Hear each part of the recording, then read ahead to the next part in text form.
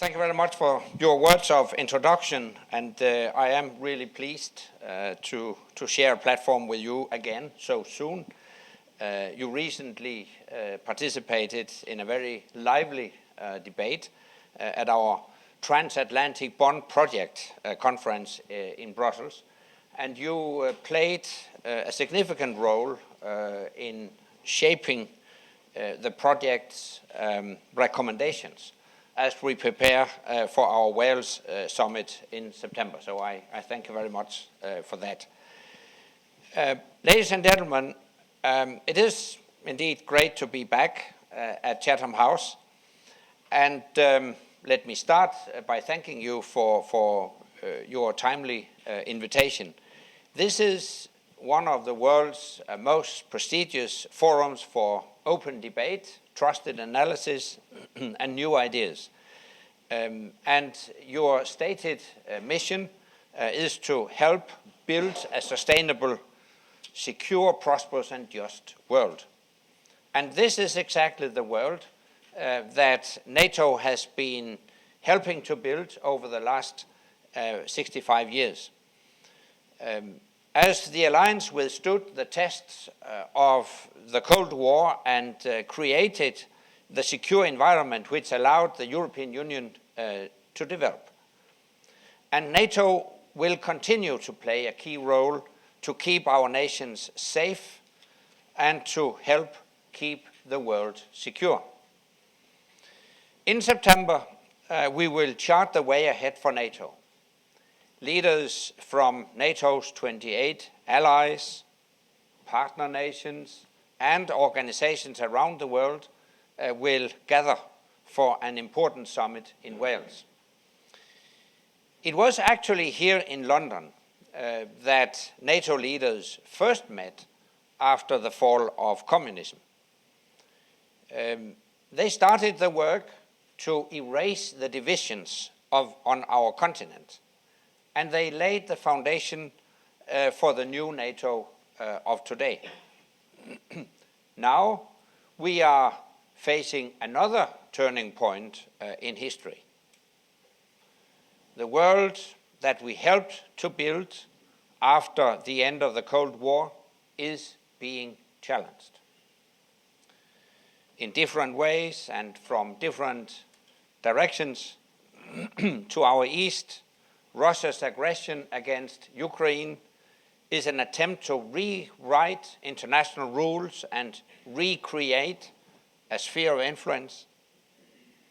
At the same time, to our south, we see states or extreme groups using violence to assert their power. And overall, we see threats, old and new, from piracy to terrorism to cyber attacks. The choice is clear. Either we allow the world order that is the basis of our freedom, security, and prosperity to unravel, or we continue to make it stronger. And our summit must give a clear answer. And our response must be strength and unity. I see three key parts to that response. Firstly, responsibly completing our combat mission in Afghanistan. Second, strengthening our collective defense. And third, staying engaged globally. First, Afghanistan. With ISAF, we have forged one of the biggest coalitions in recent history.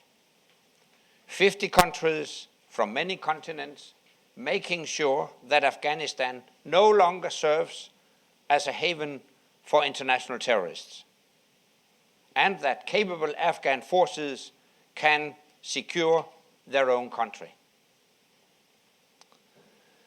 Of course, the UK has made a real contribution here, notably in the Helmand province, where military personnel and the civilians working alongside them have promoted NATO's values and delivered security, both to Afghans and more broadly. Indeed, over the past decade, we have not seen attacks on our own nations launched from Afghanistan. And Afghanistan today is a different country. And increased security has created the conditions for significant gains in education, health, economic growth, media, and women's rights. Afghan men and women now have the chance to develop their own country and decide their own future.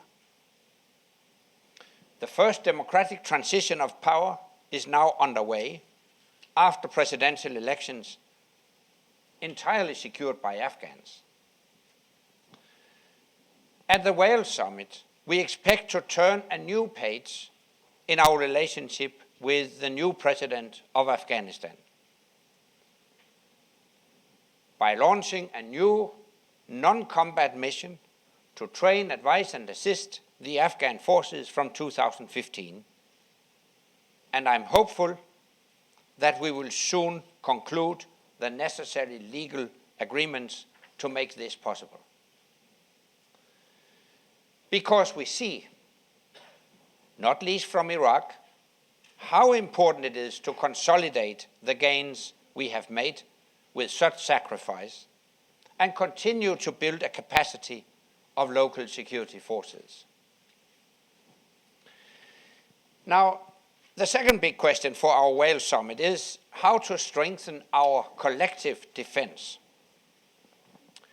NATO's core purpose remains to defend our citizens. But in today's unpredictable security environment, we cannot become a one-dimensional alliance. We need to be ready to respond and to act quickly whenever and wherever required. So we are developing an alliance readiness action plan in preparation for the summit. As part of the plan, we are looking closely at how we can best deploy our forces for defense and deterrence. This includes force posture, positions, and presence. We are considering reinforcement measures such as necessary infrastructure,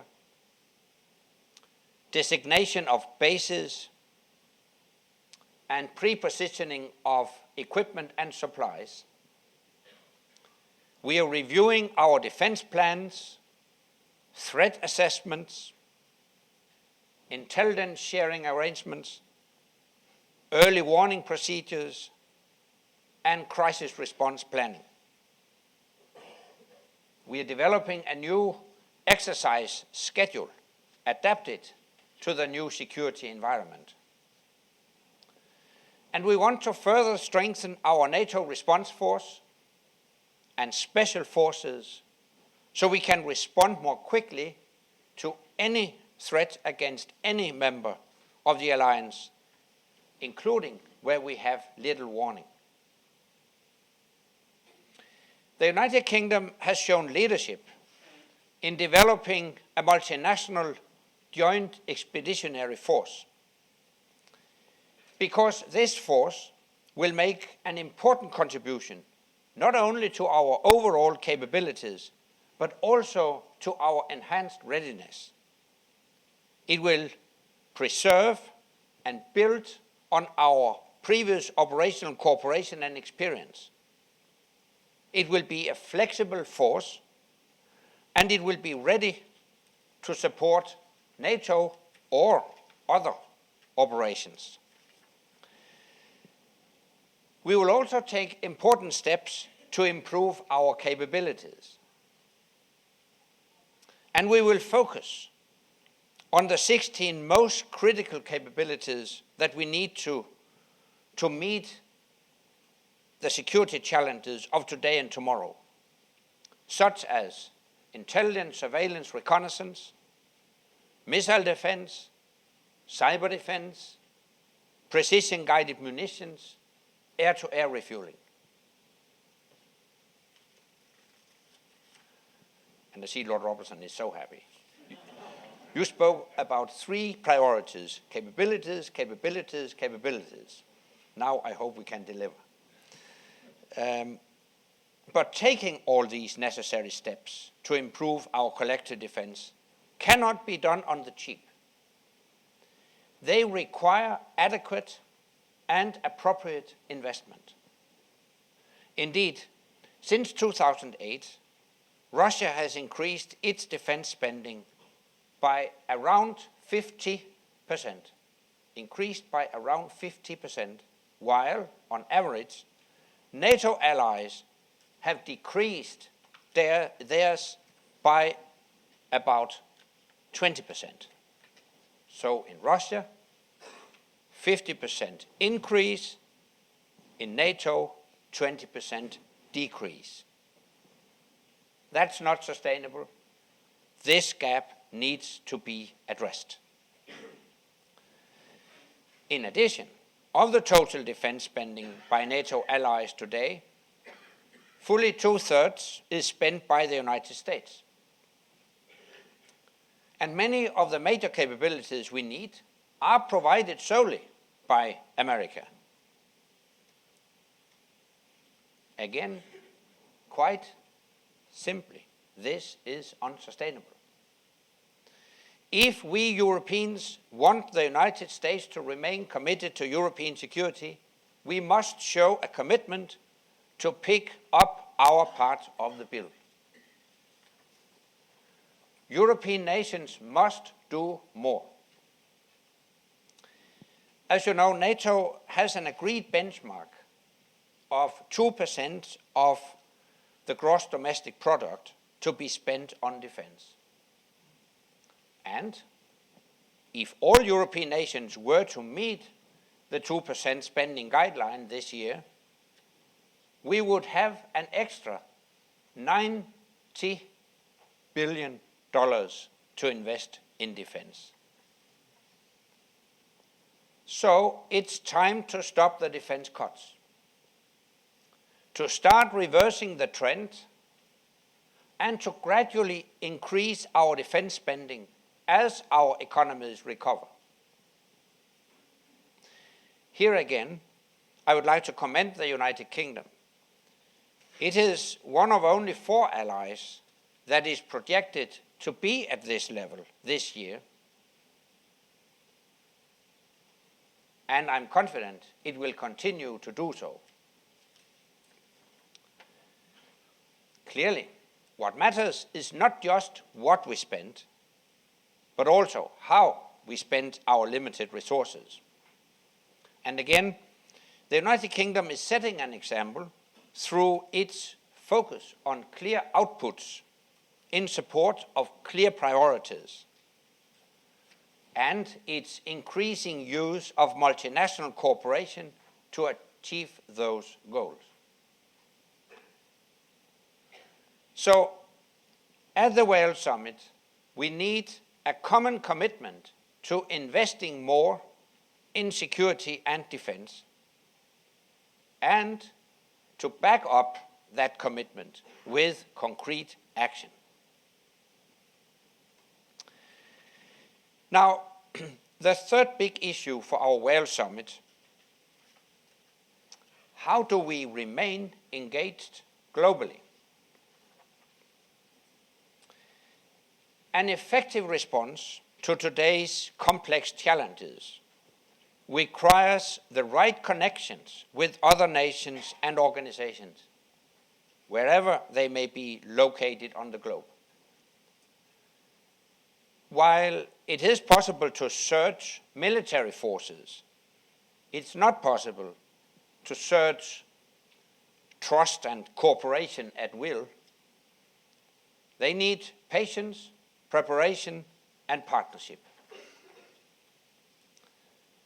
At the summit, we will outline ways to build on the considerable experience we have gained in over 20 years of working with our partners. We want to respond to those partners who want to do more with us, politically and militarily. And we want to offer more to those partners who would like our assistance. We want to be able to assist partners and fragile states build a stronger security sector when they turn to us, to help them help themselves, and to project stability without always projecting significant forces of our own. To provide coherent, effective, and timely support, we are now developing a new defense capacity building initiative. Defense capacity building. This will allow us to better focus our support in the areas of defense reform, defense planning, and also military training. Depending on what a partner country may request, our assistance could range from sending specialist advisory teams all the way through to establishing a training mission. As an example, Libya requested our assistance last year, and we remain ready to provide it should conditions allow. But NATO defense capacity building can also be relevant for partners in Eastern Europe.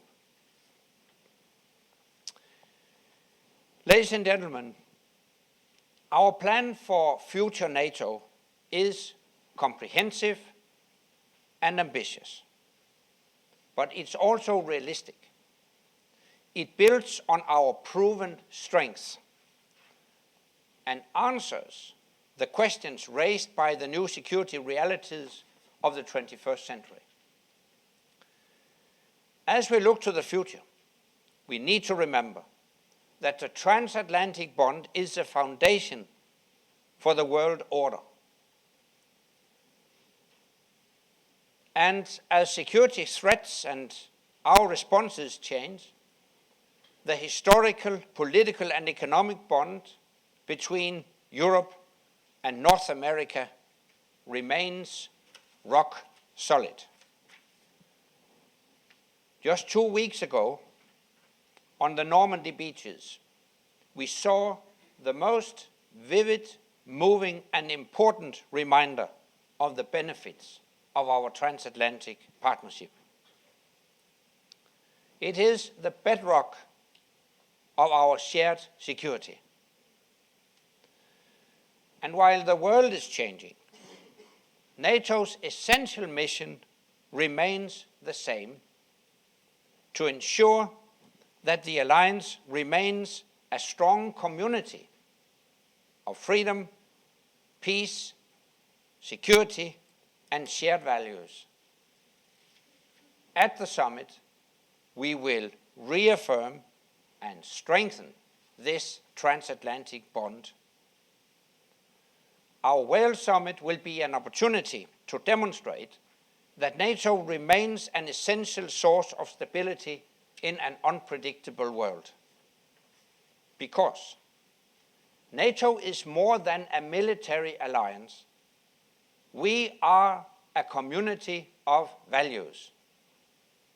And we stand ready to protect and promote the values upon which we have built our free societies and created unparalleled progress and prosperity, namely individual liberty, democracy, the rule of law, and human rights. Thank you very much.